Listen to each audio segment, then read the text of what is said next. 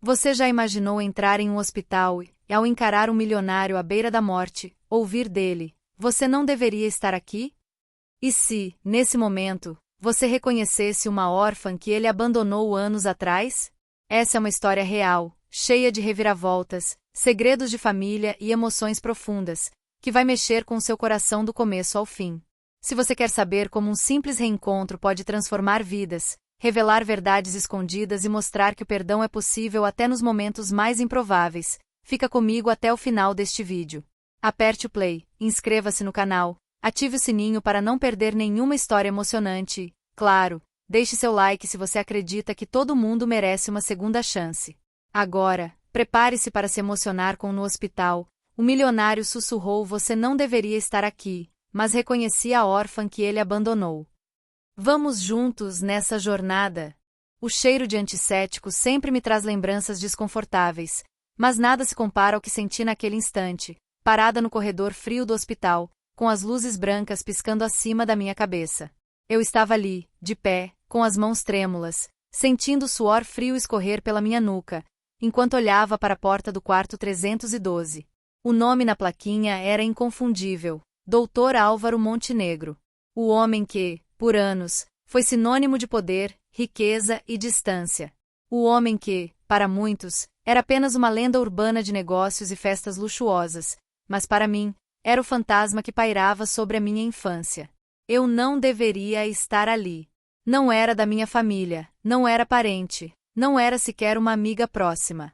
Mas, de alguma forma, o destino me arrastou para aquele hospital, naquela noite chuvosa de dezembro, quando as famílias se preparavam para as festas de fim de ano e eu, mais uma vez, me sentia à margem de tudo.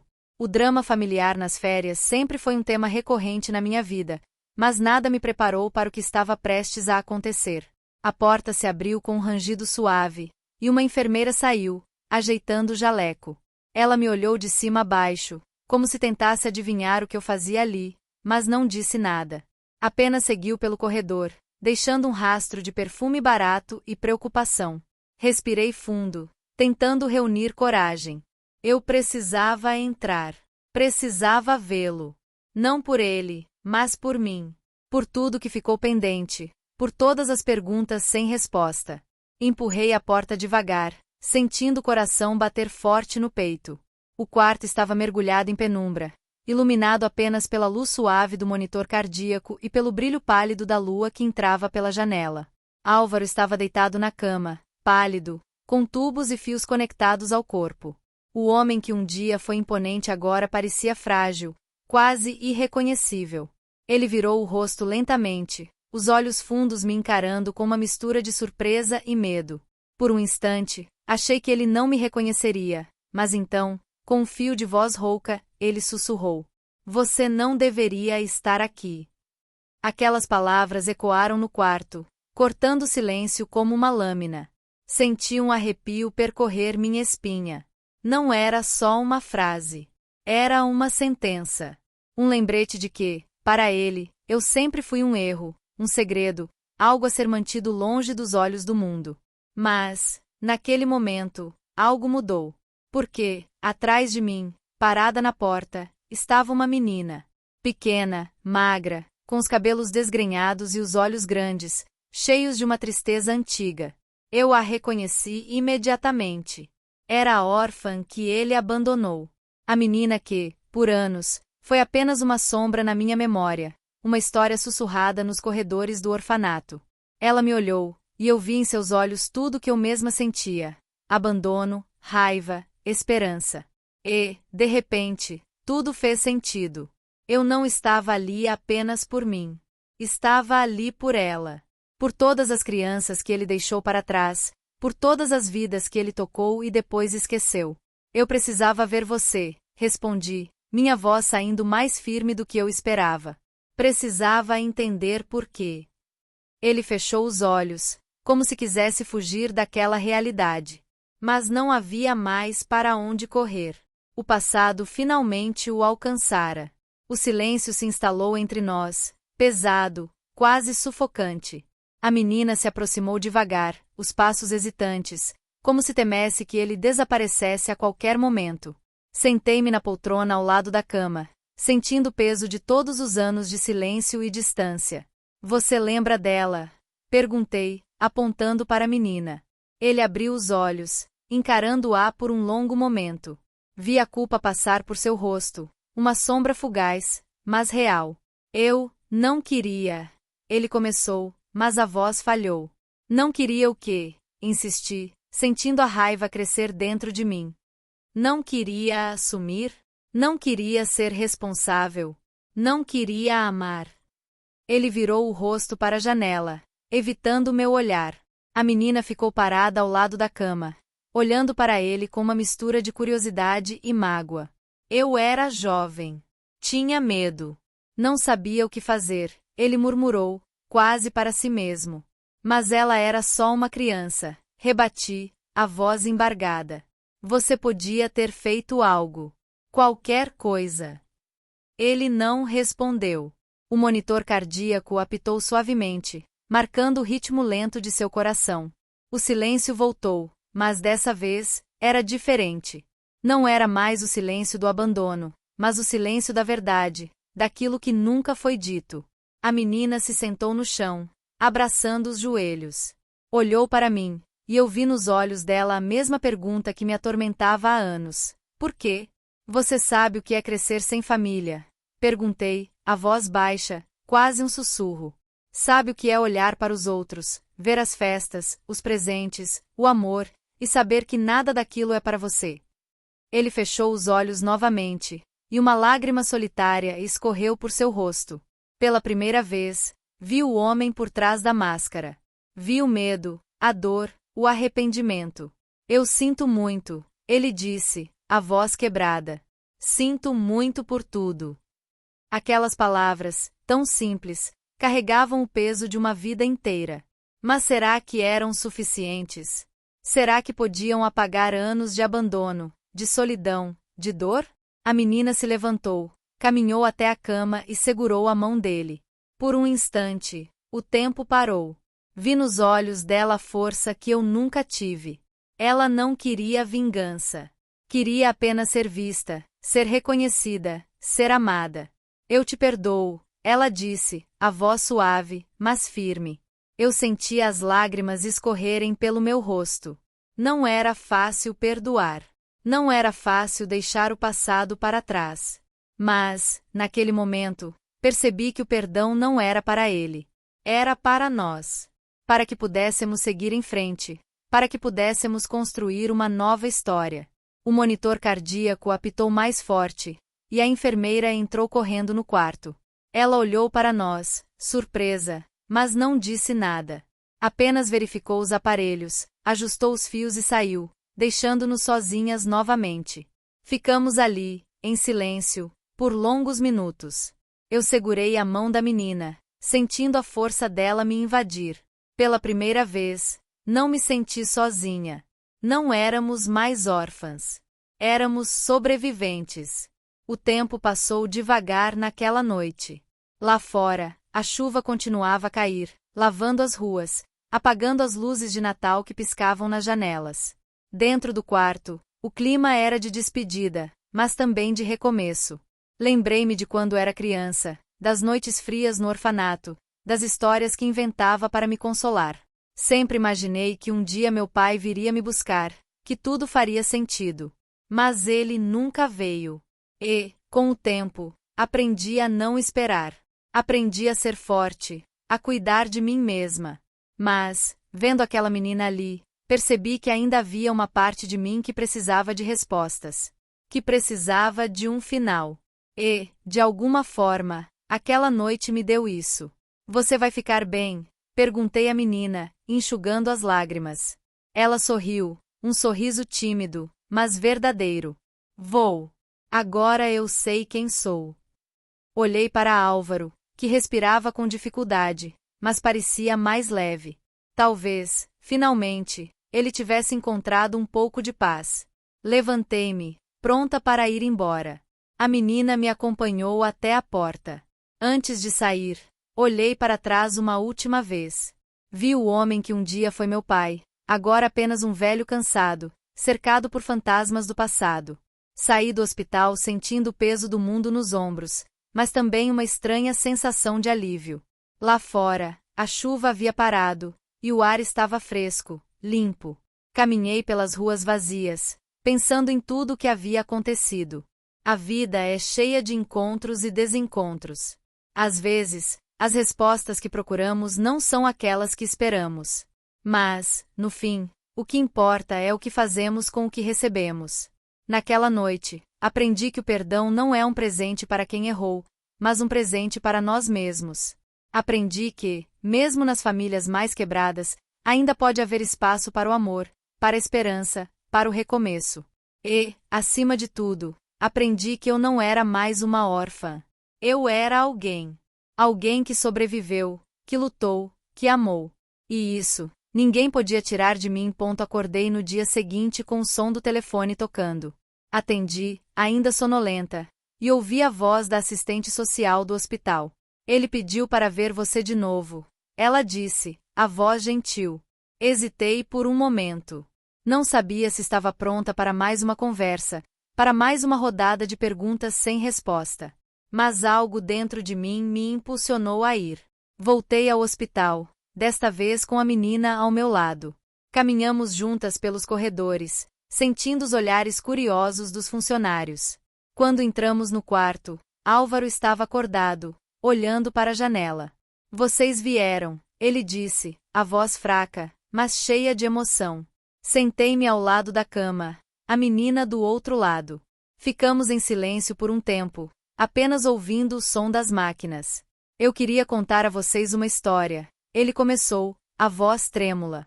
Uma história sobre escolhas, sobre medo, sobre amor. Ele falou sobre sua juventude, sobre os sonhos que teve, sobre os erros que cometeu. Falou sobre a mulher que amou, sobre a filha que nunca conheceu, sobre a menina que deixou para trás. Falou sobre o peso da culpa, sobre as noites sem sono, sobre o desejo de consertar o que não podia ser consertado. Enquanto ele falava, vi a dor em seus olhos, mas também vi algo mais, arrependimento. Não era desculpa, não era justificativa. Era apenas a verdade, nua e crua. Quando terminou, olhou para nós, esperando alguma reação. A menina segurou sua mão, e eu vi as lágrimas escorrerem pelo rosto dele. Obrigada por contar, disse ela, a voz suave. Eu não disse nada. Apenas fiquei ali, sentindo o peso de tudo aquilo. Às vezes, as palavras não são suficientes. Às vezes, o silêncio diz mais do que qualquer coisa. Ficamos ali até o fim da tarde, conversando, lembrando, chorando. Quando o sol começou a se pôr, sabíamos que era a hora de ir. Antes de sair, ele me chamou. Me perdoa? Ele perguntou, a voz quase inaudível. Olhei para ele, para a menina, para tudo o que havíamos passado. E, naquele momento, soube que o perdão não era apenas para ele. Era para mim também. Eu te perdoo, respondi, sentindo uma paz que nunca havia sentido antes. Saímos do hospital de mãos dadas, eu e a menina.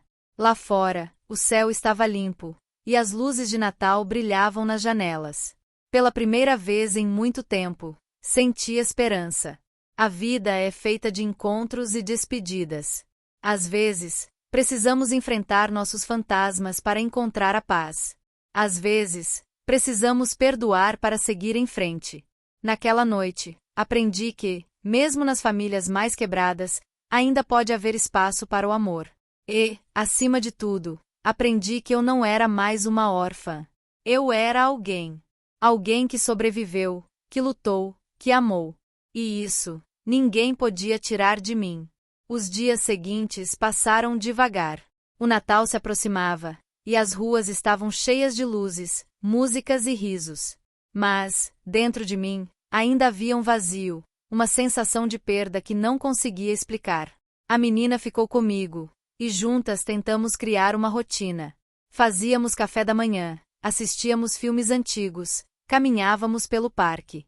Aos poucos, fomos construindo uma nova família, feita de laços invisíveis, mas fortes.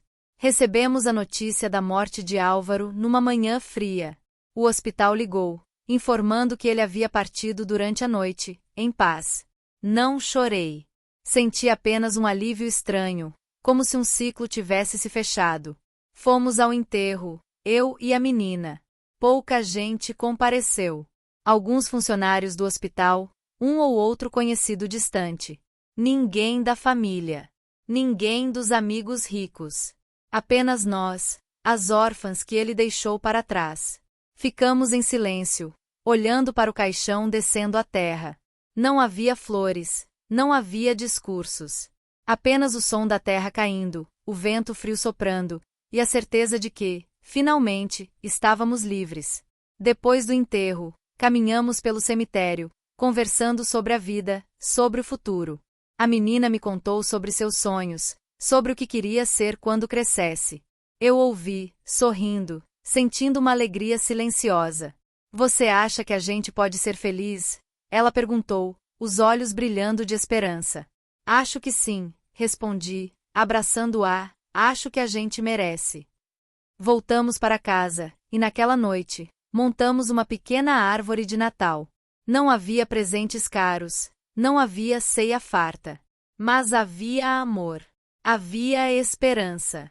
Havia recomeço. E, pela primeira vez, senti que pertencia a algum lugar. Que tinha uma família. Que, apesar de tudo, havia encontrado meu lugar no mundo. A vida é cheia de surpresas. Às vezes, o que parece ser o fim é apenas o começo. Às vezes, precisamos perder tudo para encontrar o que realmente importa.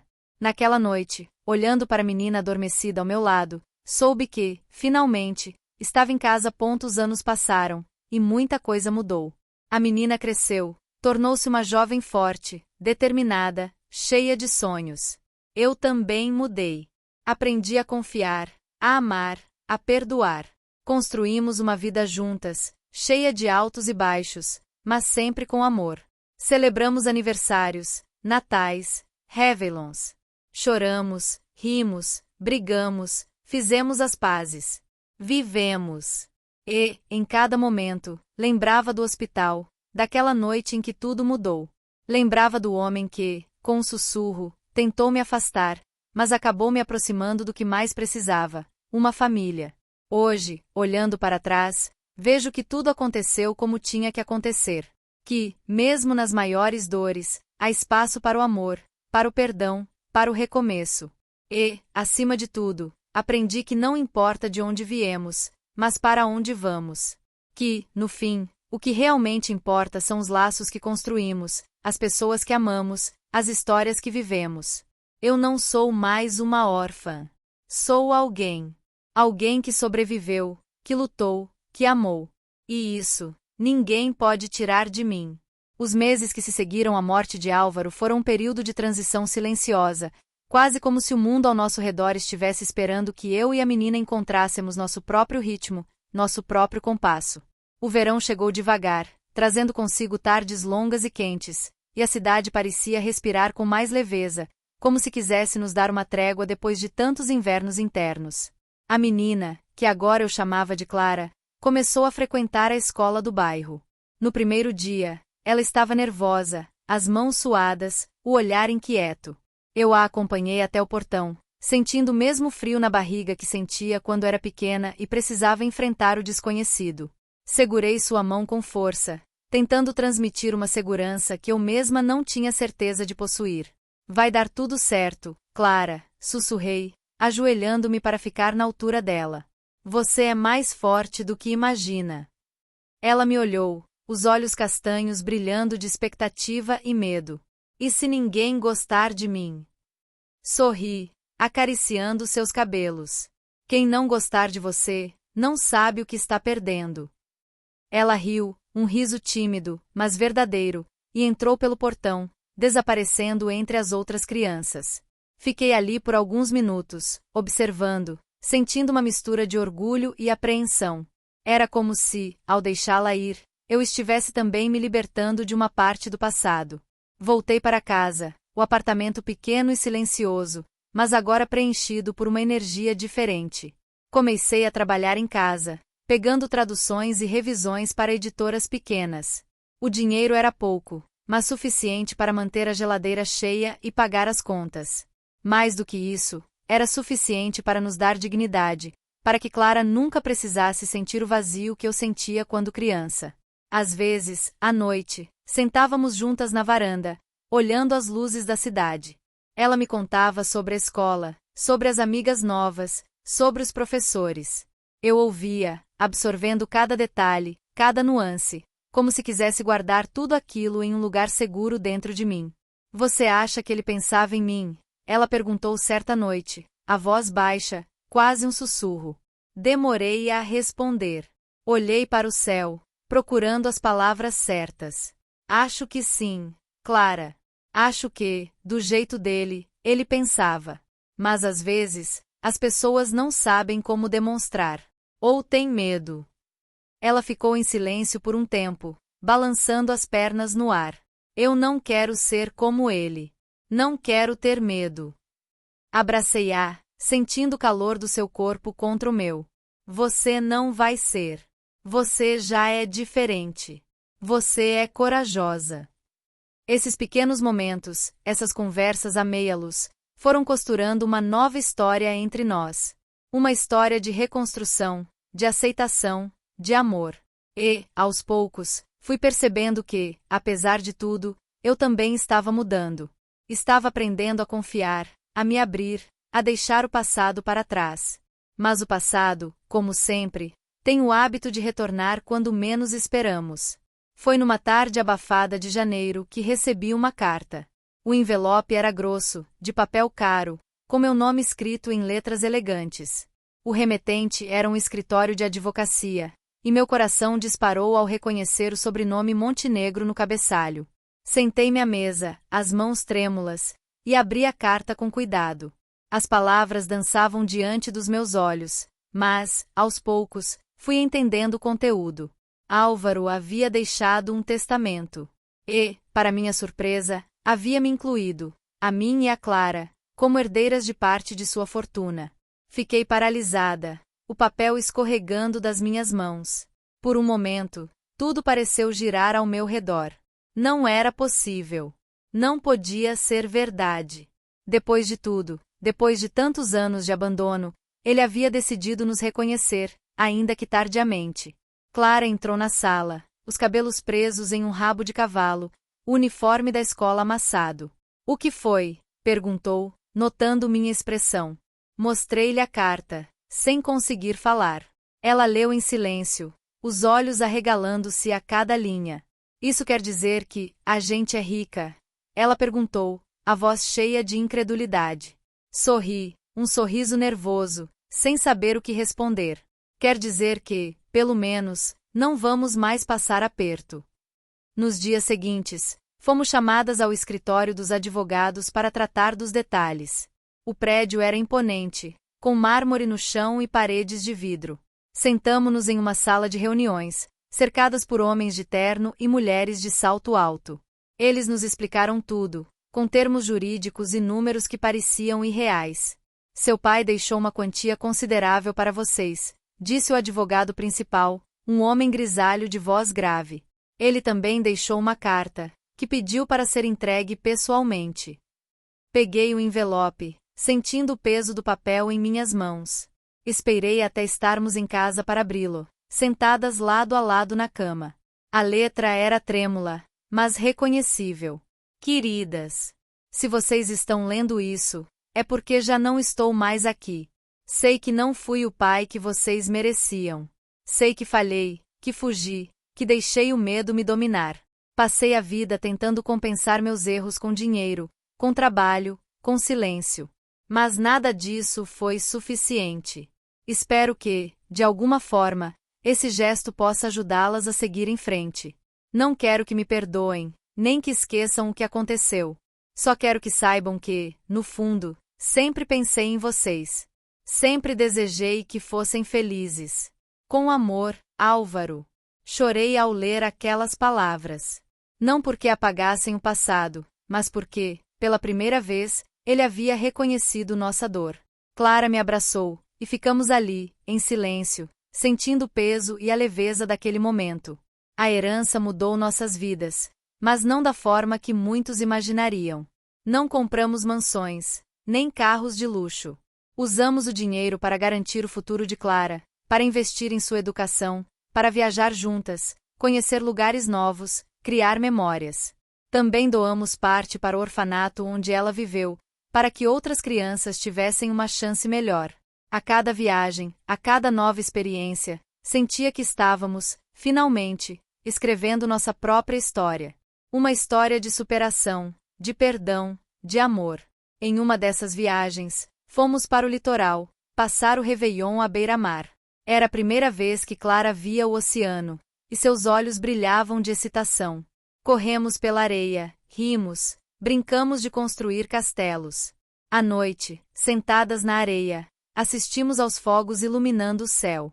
Você está feliz? Perguntei, olhando para ela. Ela sorriu, os olhos cheios de lágrimas. Estou. Muito. Obrigada por não ter desistido de mim. Abracei-a, sentindo o coração transbordar de gratidão. Eu que agradeço, Clara.